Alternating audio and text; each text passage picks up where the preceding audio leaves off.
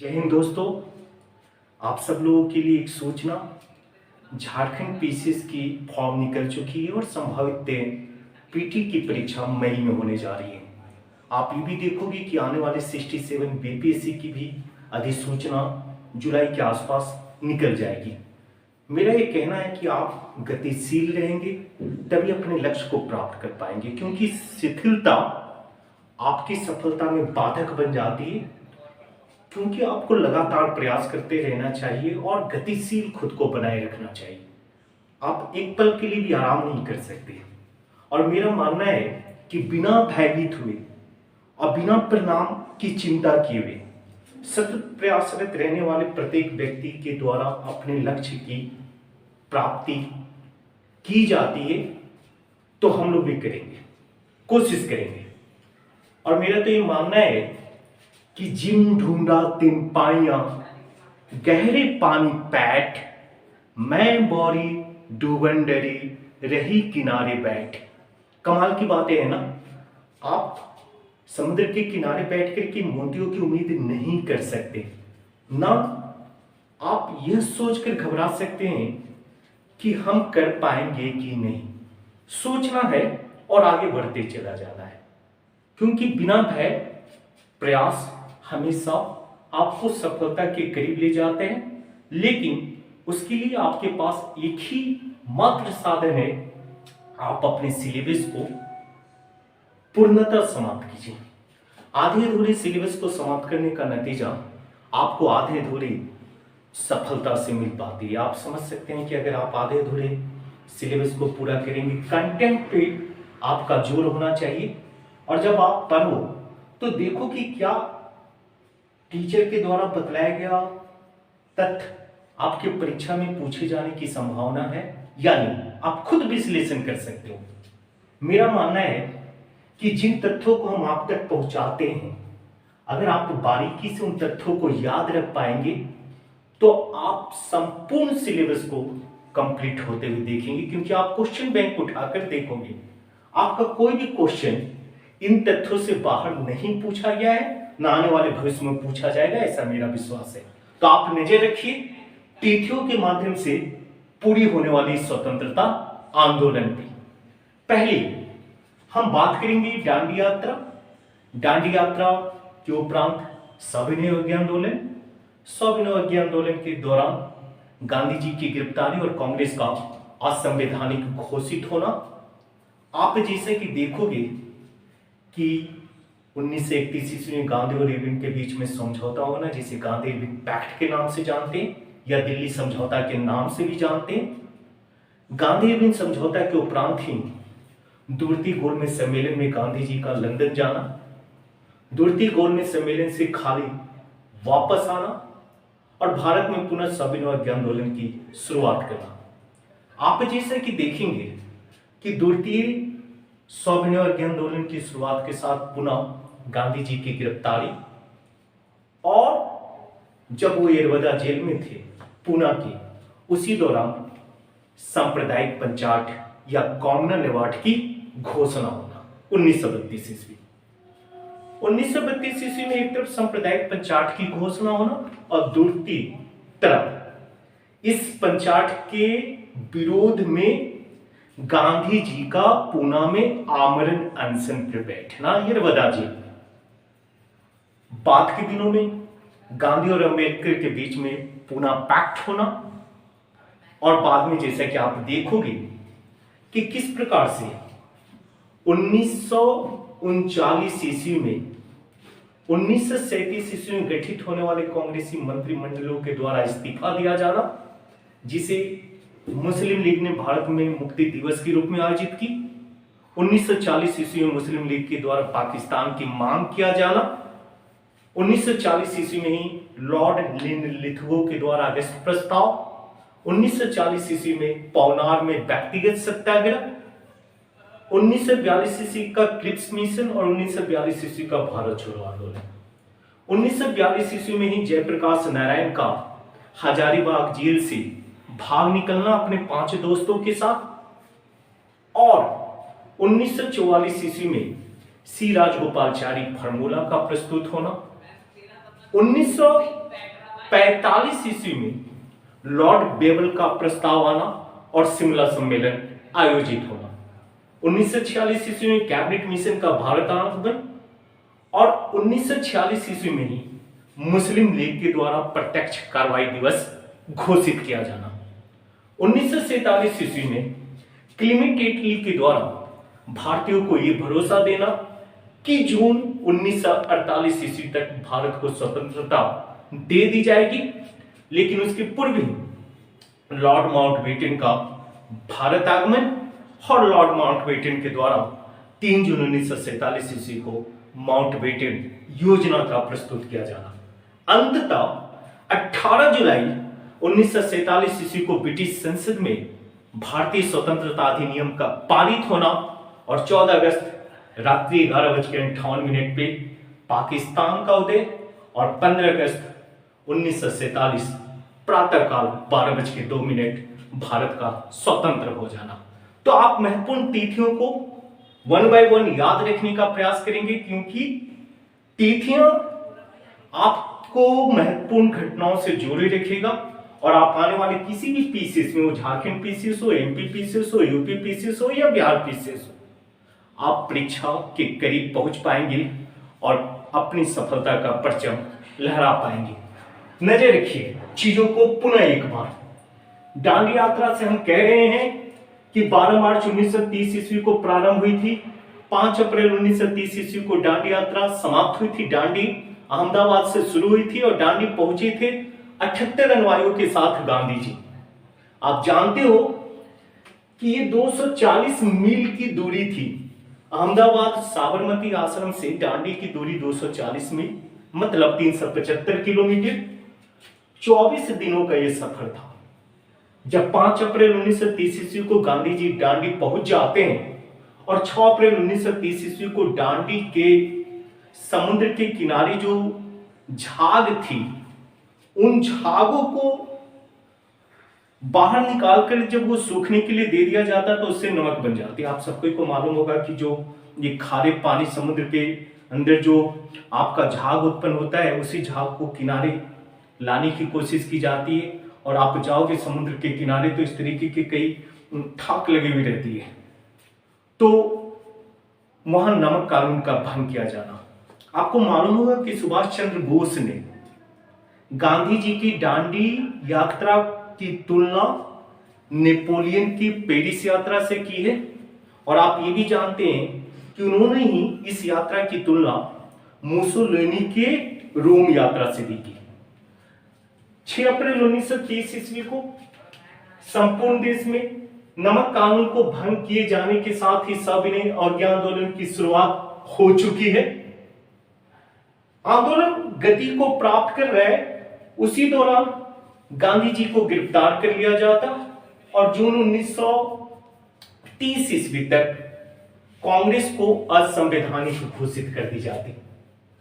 आप देखोगे कि 1930 ईस्वी में कांग्रेस असंवैधानिक घोषित हो जा रही है और दूसरी तरफ जो साइमन कमीशन भारत आया था 1927-1928 ईस्वी में, तो साइमन कमीशन की रिपोर्ट जो ब्रिटिश संसद में सौंपी गई थी, तो इंग्लैंड में उसी साइमन कमीशन की समीक्षा करने के लिए भारत से लोगों को, भारतीय नेताओं को आमंत्रित किया गया था लंदन। तो आप देखोगे कि 1930 ईस्वी में ही प्रथम गोलमेज सम्मेलन लंदन में आयोजित की गई थी, जिस गोलमेज सम्मेलन में आपके कांग्रेस के कोई प्रतिनिधि शामिल नहीं किए गए थे, क्योंकि भारतीय कांग्रेसी लीडर्स सविनय अवज्ञा आंदोलन को संचालित करने में लिप्त थे और सविनय अवज्ञा आंदोलन का फैलाव और विस्तार संपूर्ण भारत में देखा जा रहा था।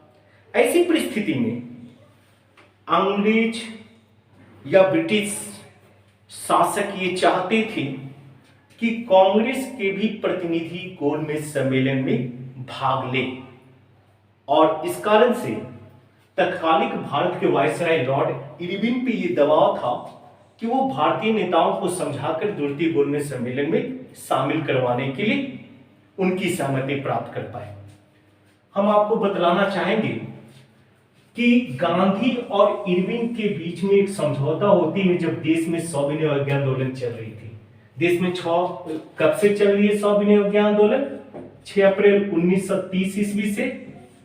और इसी सविनय अवज्ञा आंदोलन को रोकने के लिए ही और द्वितीय गोलमेज सम्मेलन में पार्टिसिपेट करवाने के प्रयास में तत्कालिक वायसराय इरविन और भारत के one man army Gandhi ji के बीच में समझौता होती है। किस तिथि को? तो 5 मार्च 1931 ईस्वी को। और आप देखोगे कि 5 मार्च 1931 ईस्वी को गांधी और इरविन समझौता होती है, जिसे गांधी इरविन समझौता या दिल्ली समझौता के नाम से जानते हैं। क्या फायदा होता है? इसी इरविन समझौते के अंतर्गत सविनय अवज्ञा आंदोलन रोक दी जाती और द्वितीय गोलमेज सम्मेलन में भाग लेने के लिए गांधी जी लंदन जाते हैं। आप देखोगे ये गोलमेज सम्मेलन है क्या? तो प्रथम गोलमेज सम्मेलन आपको मालूम है कांग्रेस के किसी प्रतिनिधि के बिना ही पूरा हुआ था। और प्रथम गोलमेज सम्मेलन कब शुरू हुई थी? तो आप देखोगे 12 नवंबर 1930 ईस्वी से 13 जनवरी 1931 ईस्वी तक प्रथम गोलमेज सम्मेलन में कांग्रेस का कोई प्रतिनिधि शामिल नहीं हुआ था। द्वितीय गोलमेज सम्मेलन में कांग्रेस के प्रतिनिधि के रूप में गांधी जी लंदन जाते हैं। इरविन समझौते के उपरांत द्वितीय गोलमेज सम्मेलन में गांधी जी लंदन जाते हैं। और द्वितीय गोलमेज सम्मेलन आयोजित कब से कब तक हुई थी? तो 7 सितंबर 1931 से आप देखोगे 1 दिसंबर 1931 ईस्वी तक ये द्वितीय गोलमेज सम्मेलन आयोजित हुआ था, जिसमें गांधी जी एस राजपूताना नामक जहाज से लंदन पहुंचे थे। आप जानते हैं कि सेंट जेम्स पैलेस में यह सम्मेलन आयोजित की गई थी और उस समय इंग्लैंड के जो प्रधानमंत्री थे हुए थे रैमजे मैकडोनाल्ड। कौन थे? रैमजे मैकडोनाल्ड वहां के प्रधानमंत्री थे। आप ये भी जानते होंगे कि द्वितीय गोलमेज सम्मेलन भी बिना किसी सकारात्मक परिणाम के असफल हो जाती है।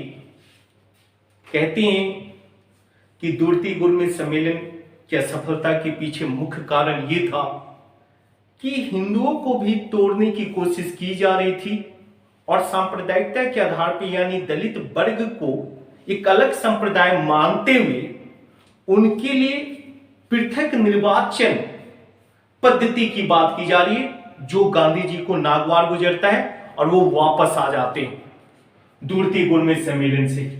और भारत आने के बाद उन्होंने जो सविनय अवज्ञा आंदोलन को रोक करके वो द्वितीय गोलमेज सम्मेलन में पार्टिसिपेट करने के लिए लंदन गए थे, उसी गोलमेज सम्मेलन को उन्होंने, उसी सविनय अवज्ञा आंदोलन को उन्होंने पुनः शुरू कर दी।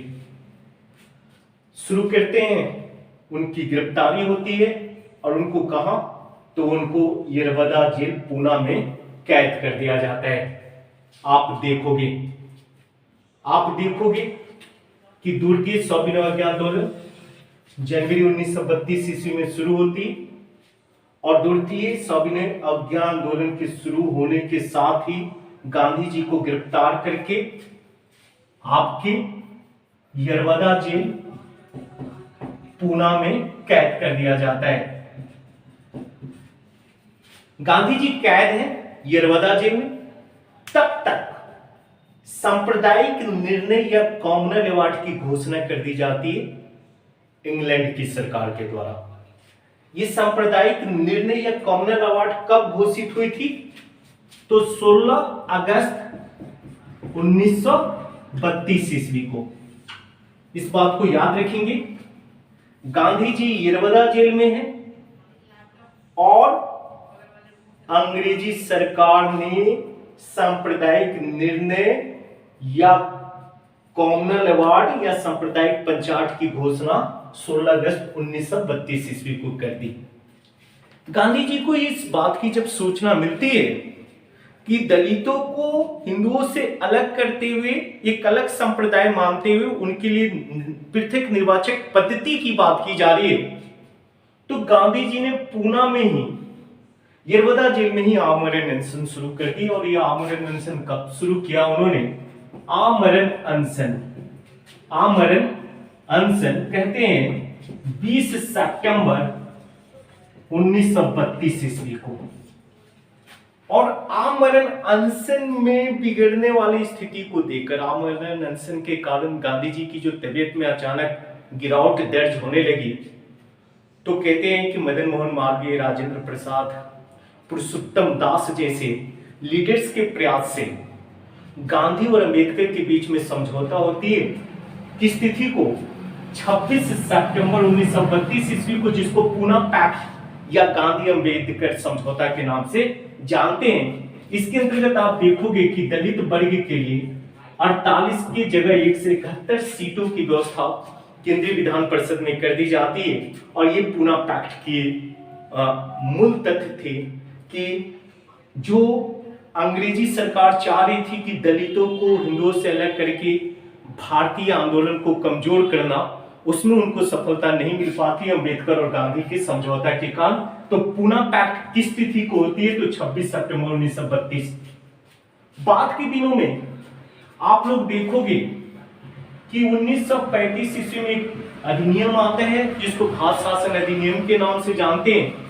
और उसी 1935 के भारत शासन अधिनियम के तहत 1937 ईस्वी में भारत के विभिन्न प्रांतों में चुनाव संपन्न होती है और कई राज्यों में कांग्रेस को सरकार बनाने का मौका मिलता है। जो भारत के 8 प्रांतों में कांग्रेस सरकार बनाने में सफल होती है और सरकार संचालित भी हो रही थी, लेकिन द्वितीय विश्व युद्ध में कांग्रेस के बिना रजामंदी के शामिल कर दिए जाने की घोषणा से, भारत को शामिल कर दिए जाने की अंग्रेजी सरकार की घोषणा से नाराज कांग्रेसी मंत्रिमंडल ने आपको 15 नवंबर देखेंगे कि किस तरीके से आपको उन्होंने, कांग्रेस ने विभिन्न मंत्रिमंडल या विभिन्न प्रांतों के अपने मंत्रिमंडल से इस्तीफा दे दिया, जिसको मुस्लिम लीग ने मुक्ति दिवस के रूप में आयोजित की 22 दिसंबर 1939 ईस्वी को मुस्लिम लीग के द्वारा संपूर्ण देश में मुक्ति दिवस आयोजित की गई। आप उसके बाद की कहानी को सुनते हैं। मुक्ति दिवस मना चुके हैं मुस्लिम लीग ने। 1940 का वो वर्ष, जिस वर्ष आप देखेंगे कि पाकिस्तान की मांग पूर्णतः होती है। 1940 ईस्वी के पूर्व पाकिस्तान नाम के देश की चर्चा नहीं हो रही थी।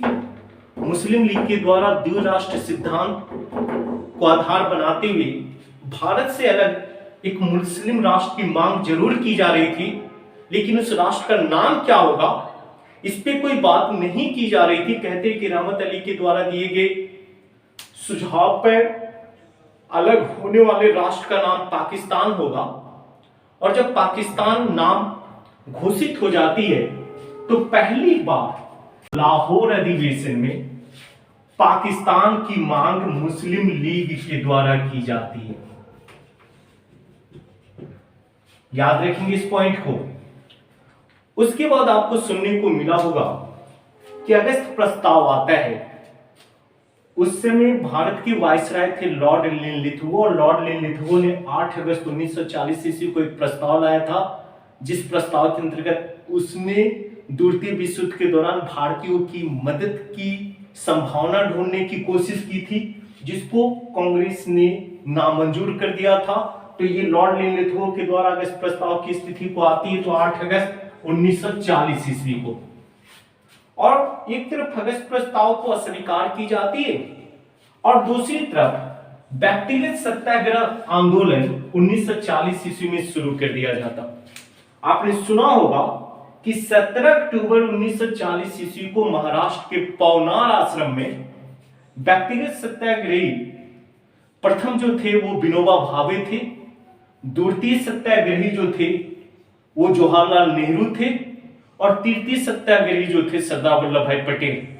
यानी 1940 ईस्वी की व्यक्तिगत सत्याग्रह आंदोलन की भी आपको नजर रखनी होगी, जो 17 अक्टूबर 1940 ईस्वी को महाराष्ट्र में शुरू की गई थी। अब प्रथम, द्वितीय और तृतीय सत्याग्रही कौन कौन थे उनको याद रखेंगे। 1940 में के बाद 1942 ईस्वी में क्रिप्स मिशन आती है। 1942 ईस्वी में अब क्रिप्स मिशन के प्रस्ताव को कांग्रेसी मंत्रिमंडल ने उत्तर तिथिय चेक कहते हैं, यानी कांग्रेस मंत्रिमंडल ने, कांग्रेस ने, महात्मा गांधी ने उत्तर तिथिय चेक कहते हुए उसे अस्वीकार कर दिया था। आप देखोगे कि क्रिप्स मिशन असफल होती है और भारत छोड़ो आंदोलन का प्रस्ताव जो होता है वो आपको वर्धा में मौलाना अबुल कलाम आजाद साहब जब अध्यक्षता कर रहे थे 7 से 14 जुलाई को वर्धा, वहां पारित होती है, लेकिन उसको पूर्णतः प्रस्ताव लाया जाता है 7 से 14 जुलाई के बीच में, और 8 अगस्त को पूर्णतः भारत छोड़ो आंदोलन का प्रस्ताव पारित हो जाता है मुंबई के ग्वालियर टैंक मैदान में, और 9 अगस्त 1942 ईस्वी को संपूर्ण भारत में भारत छोड़ो आंदोलन शुरू होती है। तो भारत छोड़ो आंदोलन के संदर्भ में कई प्रकार के सवाल पूछे जाते हैं, बनाए जाते हैं। हम जब विश्लेषणात्मक तथ्यों की विवेचना करेंगे बाद के वीडियोज में, तो उस पर विश्लेषण भी कर पाएंगे। यहाँ केवल तिथियों को याद रखना है कि 8 अगस्त 1942 ईस्वी को भारत छोड़ो आंदोलन का प्रस्ताव पूर्णतः पारित होती है मुंबई के ग्वालियर टैंक मैदान में, और 9 अगस्त 1942 ईस्वी को भारत छोड़ो आंदोलन प्रारंभ होता है, और भारत छोड़ो आंदोलन पारित होती है और ऑपरेशन जीरो आवर के माध्यम से संपूर्ण महत्वपूर्ण कांग्रेसी नेताओं को गिरफ्तार करके भारत के अलग अलग जेलों में कैद कर दी जाती है। आपको याद रखना होगा। आप इस बात को जानते होंगे 1942 ईस्वी में सभी महत्वपूर्ण नेताओं को गिरफ्तार करके अलग अलग जेलों में कैद कर दी गई। यहां जयप्रकाश नारायण साहब के बारे में जानोगे आप कि जयप्रकाश नारायण साहब 1942 ईस्वी के आंदोलन के दौरान हजारीबाग जेल में कैद थे, लेकिन 9 अगस्त 1942 का वो ऐतिहासिक दिन है जिस तिथि को वह अपने 5 दोस्तों के साथ हजारीबाग जेल के 17 फीट ऊंची दीवारों को फांद करके भागने में सफल होते हैं और कहते हैं कि नेपाल जाकर के आजाद दस्ते का गठन भी करते हैं। तो हम जयप्रकाश नारायण को भी देखेंगे जो 1942 ईस्वी के भारत छोड़ो आंदोलन के दौरान किस तरीके से हजारीबाग जेल से भागने में सफल रहे थे। तो अभी तक हम लोगों ने देखा कि किस प्रकार से 1942 ईस्वी में भारत छोड़ो आंदोलन प्रारंभ हो चुकी है 9 अगस्त 1942 ईस्वी, और ऑपरेशन जीरो आवर के माध्यम से अंग्रेजी प्रशासकों ने सभी महत्वपूर्ण कांग्रेसी नेताओं को गिरफ्तार करके भारत के विभिन्न जेलों में कैद कर रखा है। नेतृत्वहीन इस आंदोलन में आपने जयप्रकाश नारायण को भी देखा कि किस प्रकार से 9 नवंबर 1942 ईस्वी को वो हजारीबाग जेल के 17 फीट ऊंची दीवारों को कूद करके अपने 5 दोस्तों के साथ भागने में सफल रहे थे और बाद में भूमिगत रह के उन्होंने आंदोलन को गति दी थी। आप 1942 के भारत छोड़ो आंदोलन पे विशेष नजर रखिएगा, कई सवाल पूछे जाते हैं और जब हम विश्लेषणात्मक वीडियो बना पाएंगे तो उसमें और विश्लेषण करेंगे, लेकिन तिथियां यहाँ काफी महत्वपूर्ण है। आप देखो कि भारत छोड़ो आंदोलन चल रही है, विभिन्न नेतागण गिरफ्तार है।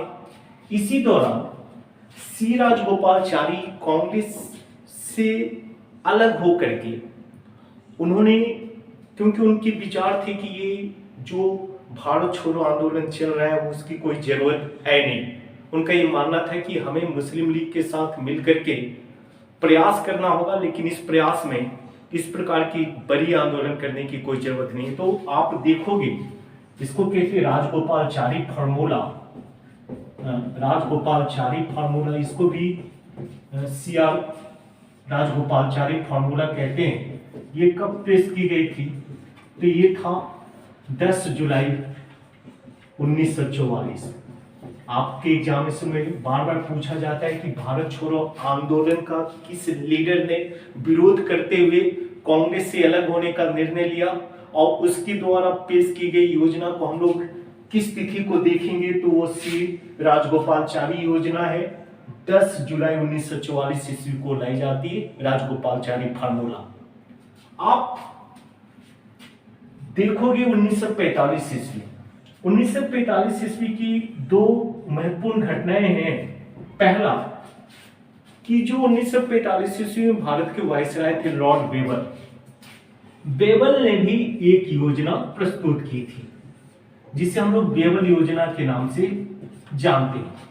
तो बेबल योजना कब आया था? तो 4 जून 1945 ईस्वी को, और इसी बेबल प्रस्ताव के अंतर्गत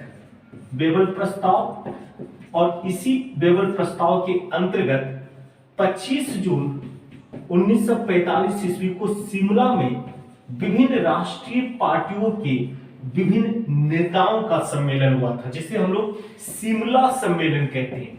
वह शिमला सम्मेलन भी असफल रहती है, लेकिन याद रखना है कि 1945 ईस्वी में तत्कालिक वायसराय के द्वारा 4 जून 1945 ईस्वी को एक प्रस्ताव लाई जाती है जिसे बेबल प्रस्ताव कहते हैं, और उसी बेबल प्रस्ताव के अंतर्गत भारत के विभिन्न राजनीतिक पार्टियों के सभी महत्वपूर्ण नेताओं की एक सम्मेलन आयोजित होती है 25 जून 1945 ईस्वी को शिमला में। तो शिमला सम्मेलन के नाम से इसे आप देखोगे। उसके बाद 1946 ईस्वी का वो वर्ष होता है जिस वर्ष में 2-3 काफी महत्वपूर्ण घटनाएं घटित होती है। पहली घटना थी जो आप देखोगे कि शाही नौसेना था, उसमें विद्रोह हो जाती है। आप देखोगे एक प्रशिक्षण पोत है जिसका नाम है तलवार। उस तलवार पे कार्यरत सैनिकों के द्वारा विद्रोह कर दी जाती है अंग्रेजी सरकार के खिलाफ, नस्ल भेद को आधार बनाते हुए, खराब भोजन का आधार बनाते हुए। किस तिथि को? तो 18 फरवरी 1946 ईस्वी को। काफी महत्वपूर्ण है। शाही नौसेना के द्वारा किस तिथि को विद्रोह किया गया था? तो 18 फरवरी 1946 ईस्वी को की गई थी। किस पोत पे की गई थी? तो वो नौसेना का प्रशिक्षण पोत था जिसका नाम है तलवार। और इस विद्रोह के समर्थन में 22 फरवरी 1946 ईस्वी को अभूतपूर्व आपका हड़ताल आयोजित होते हुए देखोगे। कहां पर? मुंबई में। कहते हैं कि 20 लाख से भी ज्यादा लोग इस हड़ताल में, और वो सबके सब मजदूर थे, अलग अलग जगहों पे काम करने वाले लोग। तो 9 सैनिकों के द्वारा किए जाने वाले विद्रोह का समर्थन करने के लिए 22 फरवरी 1946 ईस्वी को मुंबई में एक अभूतपूर्व आपका हड़ताल आयोजित की गई थी जिसमें 20 लाख से ज्यादा लोगों की भागीदारी थी।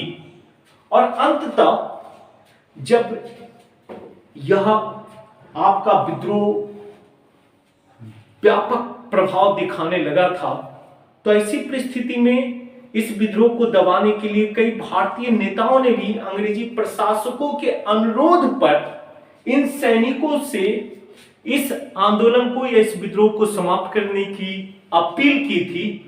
और उसी अपील के अंतर्गत आपको मालूम होगा 24 फरवरी 1946 ईस्वी को 9 सैनिकों ने विद्रोह को समाप्त करने की घोषणा ये कहते हुए कहा कि हम अपने विद्रोह को भारत के लिए, यानी हम अपने विद्रोह को ब्रिटिश सरकार के समक्ष समाप्त नहीं कर रहे हैं, हम भारतीय सरकार के समक्ष अपनी विद्रोह को समाप्त कर रहे हैं। तो ये बहुत बड़ी आपका ये विद्रोह जो भारतीय स्वतंत्रता में महत्वपूर्ण भूमिका निभाता है। बाद की कहानियों को हम लोग पढ़ेंगे तो इसमें बतलाएंगे कि 9 सैनिकों के द्वारा किए गए विद्रोह का कितना ज्यादा प्रभाव था भारतीय स्वतंत्रता संग्राम के द्वारा। तो 1946 में ये देखेंगे। और 1946 ईस्वी में ही एक बड़ी घटना होती है जब कैबिनेट मिशन भारत आता है। कैबिनेट मिशन जैसा कि आपको मालूम होगा 29 मार्च 1946 ईस्वी को 3 सदस्यीय दल जो होती है पैट्रिक लॉरेंस के नेतृत्व में वो भारत पहुंचता है। Patrick Lawrence, sir Stafford Cripps और एबी अलेक्जेंडर, ये 3 सदस्यीय दल था, ये भारत पहुंचते हैं और संविधान सभा की गठन इसी कैबिनेट मिशन के सुझाव पर की गई थी, या कह सकते हैं कि भारतीय संविधान सभा का गठन आपके कैबिनेट मिशन के दिशा निर्देशों के अनुसार हुआ था। यहां पर देखोगे कि संविधान सभा की तो गठन होती है, लेकिन उस संविधान सभा का उद्देश्य था अखंड भारत के लिए संविधान की रचना करना, जिससे नाराज मुस्लिम लीग ने आपको प्रत्यक्ष कार्रवाई दिवस घोषित कर दी। प्रत्यक्ष कार्रवाई दिवस किस तिथि को? तो 16 अगस्त 1946 ईस्वी को। प्रत्यक्ष कार्रवाई दिवस के अंतर्गत मुस्लिम लीग के द्वारा हिंसात्मक कार्रवाई शुरू कर दी गई, जिससे भारत में सांप्रदायिकता उबाल लेने लगा, हिंदू मुस्लिम हत्याएं होने लगी, आप देखोगे। और उस बढ़ते हुए सांप्रदायिक दंगों के कारण ब्रिटेन में बैठने वाले जो अंग्रेजी प्रशासक हैं और वहां के प्रधानमंत्री क्लीमेंट एटली ने 20 फरवरी 1946 ईस्वी को यह घोषणा की, 20 फरवरी 1947 ईस्वी को, कि हम जून 1948 ईस्वी तक भारत को आजाद कर देंगे।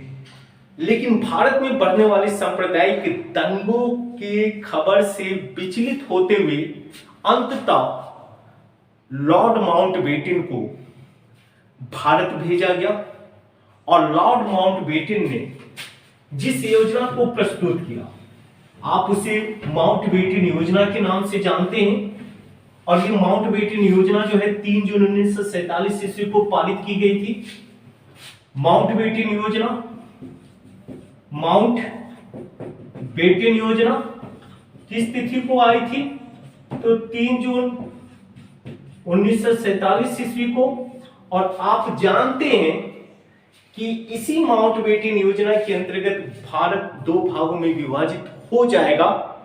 इस पर आम सहमति बनी थी मुस्लिम लीग और कांग्रेस के प्रतिनिधियों के द्वारा, और अंततः माउंटबेटन योजना को अमली जामा पहनाने के लिए 18 जुलाई 1947 ईस्वी को ब्रिटिश संसद में भारतीय स्वतंत्रता अधिनियम पारित किया गया था, भारतीय स्वतंत्रता अधिनियम।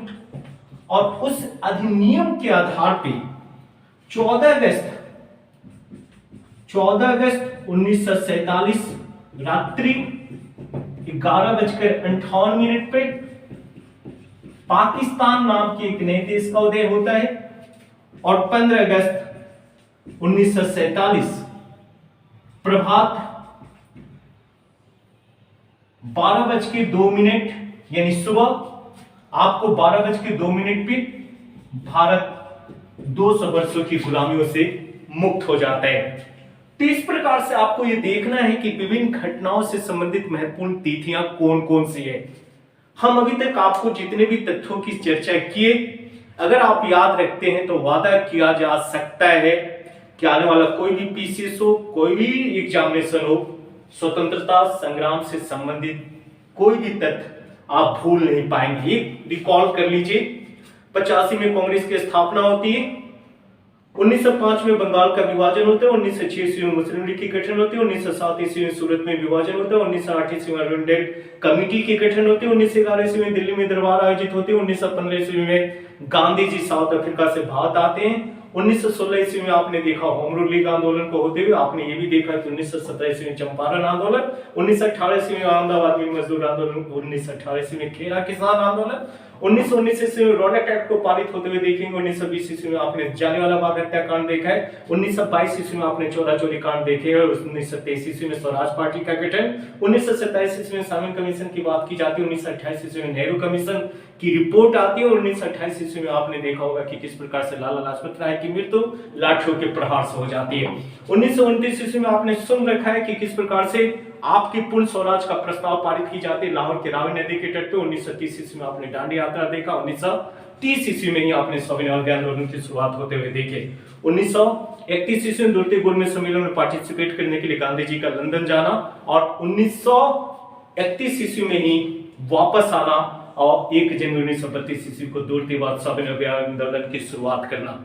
आप 1932 से 1934 ईस्वी तक छिटपुट हालात में स्वाभिनव आज्ञा आंदोलन को संचालित होते हुए देखेंगे। 1937 ईस्वी में विभिन्न प्रांतों में प्रांतीय चुनाव, 1939 ईस्वी में कांग्रेस मंत्रिमंडल का इस्तीफा और मुक्ति दिवस का आयोजन किया जाना किसके द्वारा, तो मुस्लिम लीग के द्वारा। 1940 ईस्वी में पाकिस्तान के लाहौर में यानी लाहौर अधिवेशन के दौरान पाकिस्तान की मांग किसके द्वारा, मुस्लिम लीग के द्वारा किस तिथि को, तो 23 मार्च 1940 ईस्वी को। और 8 अगस्त 1940 ईस्वी को आपने लॉर्ड लिथगो प्रस्ताव देखा। 17 अक्टूबर 1940 ईस्वी को पौनार में व्यक्तिगत सत्याग्रह आंदोलन। साथ साथ आप देखोगे कि किस प्रकार से 9 अगस्त 1942 ईस्वी को संपूर्ण भारत में भारत छोड़ो आंदोलन।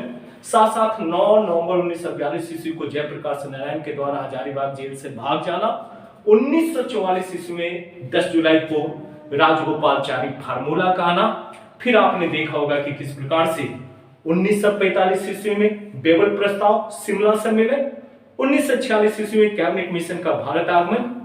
आपने ये देखा कि अंततः माउंटबेटन योजना और भारतीय स्वतंत्रता अधिनियम के तहत 15 अगस्त 1947 ईस्वी को देश की आजादी। उम्मीद कीजिए अगर आप इन सारे तथ्यों को और पूरी वीडियो को बार बार देखेंगे, 2 बार या 3 बार, तो कोई ऐसा कारण नहीं है कि आप इन तथ्यों को याद न रख पाए। तो जय हिंद, जय भारत।